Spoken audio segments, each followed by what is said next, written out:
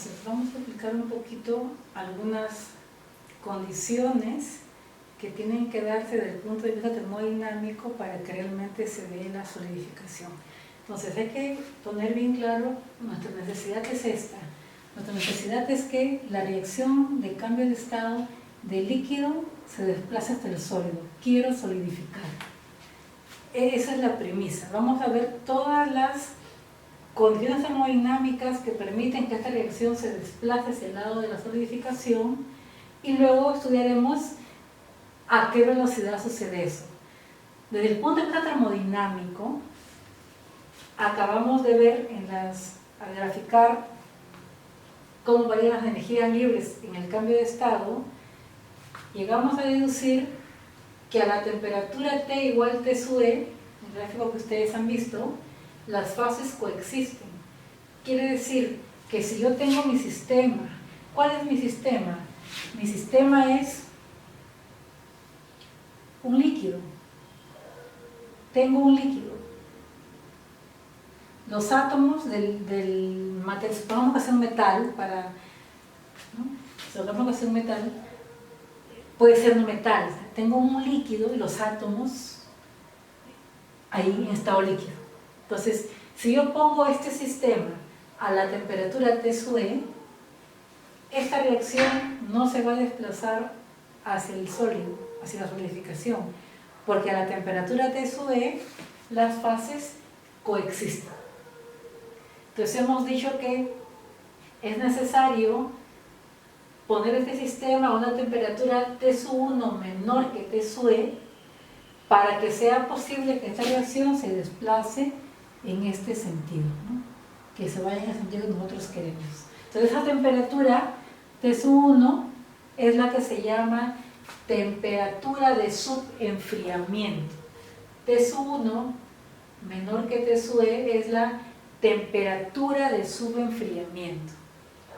Y el grado de subenfriamiento es la diferencia delta de T, T sub E, son nuestros grados de subenfriamiento. Entonces, ¿cómo sucede esto? O sea, si yo tengo mi masa líquida, a medida que voy enfriando, los átomos van perdiendo energía cinética. Ya vieron ustedes la curva de enfriamiento, como los tres estados físicos están relacionados con la energía cinética de los átomos a la temperatura a la que estemos. Entonces, cuanto más baja la temperatura, el movimiento de los átomos es menor. Entonces, la solidificación va a tener posibilidades de iniciarse cuando empiece a enfriar mi sistema, de tal manera que los átomos pierdan movilidad y algunos de ellos se agrupen, se enlacen con enlaces estables y formen lo que sería un germen de sólido. Eso sucede tal como les expliqué en los sólidos policristalinos. Eso sucede en el líquido en diferentes puntos. A lo mejor por aquí se agrupan unos átomos y forman un núcleo, un germen de sólido de este tamaño. Por otra parte del líquido se pueden agrupar otros átomos y formar otro germen de sólido de este tamaño. Y por acá se pueden enlazar otro grupo de átomos para formar un germen de este tamaño también, ¿no? Y así puedo tener diferentes gérmenes que han aparecido en el momento en el que la solidificación alcanza las condiciones para que posiblemente inicie y se desplace. Se ha verificado que estos gérmenes de sólido efectivamente son esféricos. Entonces es muy cercano a la realidad el representar mi germen como una esfera. Entonces miren, si este es el sólido, ¿qué quiere decir? Que aquí hay un número de átomos, pueden ser, no sé, 6 átomos que se han enlazado y han formado un germen, se han enlazado de tal manera que forman un germen esférico. Ojo, que si esto fuera un metal, esos átomos se han ubicado en la red cristalina que les toque, ¿no? Eso ya lo sabemos. Estamos hablando de la forma de lo que sería el grano, ¿no? El primer germen sólido que se forma, los gérmenes suelen tener forma esférica. Entonces, Si este es un germen, si este es sólido, lo voy a sacar del sistema. Si este es el sólido, ¿no? Entonces todo lo que está rodeado por el líquido, está rodeado por líquido, ¿no es cierto? ¿Cuándo va a crecer este germen sólido? Este germen sólido va a crecer en la medida que átomos de líquido se incorporen al sólido. Entonces, en la medida que átomos de este líquido que lo rodea se incorporen al sólido. Aquí hay dos cosas que mirar. ¿Y cuáles son los átomos de todo el líquido que rodea a este germen sólido? ¿Cuáles son los átomos que tienen más posibilidades de incorporarse a este sólido? O sea, ¿qué es más fácil? ¿Que se incorpore un átomo de líquido que está por aquí a este sólido? ¿O que se incorpore un átomo de líquido que está por aquí cerca de este sólido? Evidentemente, es más probable que se incorporen al sólido átomos de líquido que está en contacto con el sólido.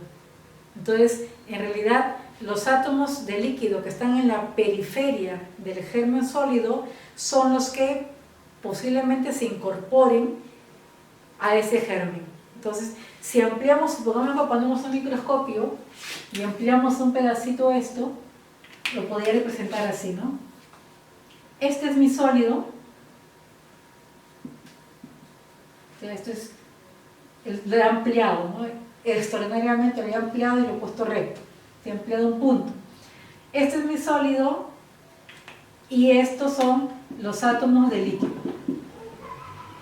En realidad, en el proceso de solidificación hay un constante movimiento de átomos que pasan del sólido al líquido y átomos que pasan del líquido al sólido.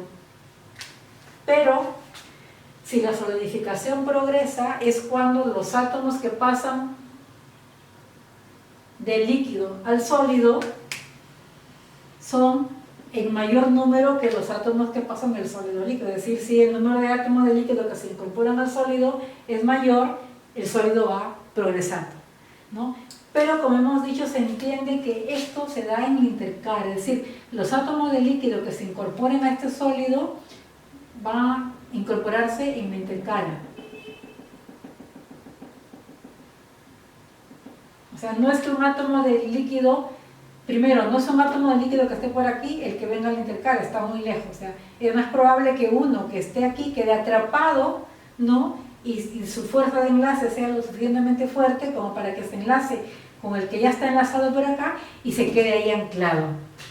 Y ese átomo pues no pasa para acá, o sea, se queda ahí. De manera que el sólido crece en la intercala. Esto sería el sólido.